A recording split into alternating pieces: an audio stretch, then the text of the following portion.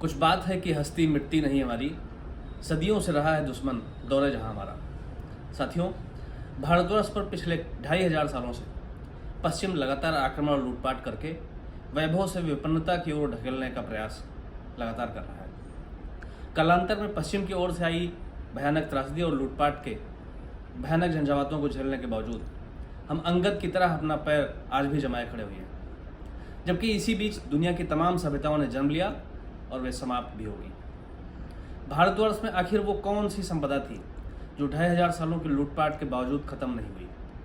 आखिर भारत के समुद्र रूपी वैभव के कभी न खत्म होने के कारण क्या थे? क्या भारत में कोई ऐसा स्रोत था जो लूटपाट के घटते वैभव को लगातार बढ़ाता जा रहा था और कभी शून्य नहीं होने दे रहा था?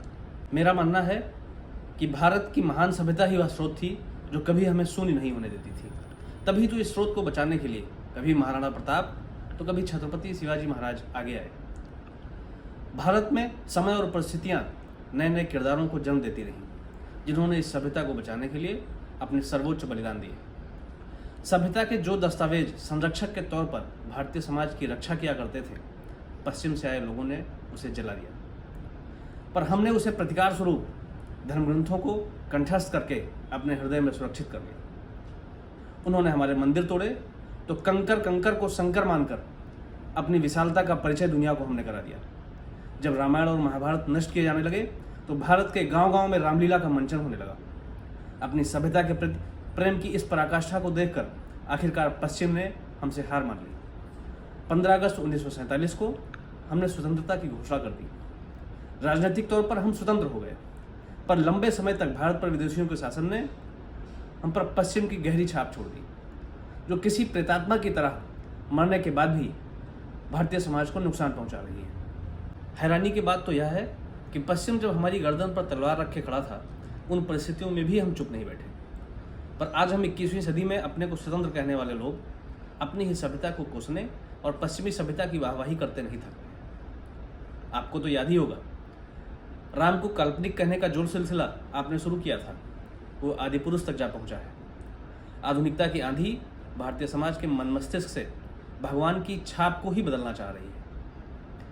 सरकारें और सेंसर बोर्ड इसे फिल्म मानकर प्राणपत्र जारी कर रहे हैं और जिम्मेदार पश्चिम के इस आक्रमण को समझ पाने में पूरी तरह से असफल है। शैक्षिक पाठ्यक्रमों में पश्चिमी तीरंदाजों का बोलबाला है। हम अपने ही अनुसंधानों को पश्चिम की खोज मानकर उनके एहसान तले दबे जा रहे हैं। 15वीं शताब्दी में वास्को डी गामा ने भारत की खोज की। इस तरह के पाठ्यक्रम वाली मैकाले की शिक्षा नीति के अवशेष आज भी हमारी पीढ़ी में हीन भावना भर रहे हैं। हमें हमारी ही उस सभ्यता के इतिहास से वंचित किया जा रहा है जिसने इस दुनिया के प्राचीनतम धर्मों में से यहूदियों और पारसियों को उनकी मरणासन अवस्था में संजीवनी दी थी। यह गौरव हमें क्यों हासिल नहीं है कि 21वीं सदी में इस दुनिया में यहूदी और पारसी अगर बचे हैं तो इसका एकमात्र कारण भारत की महान सभ्यता ही है।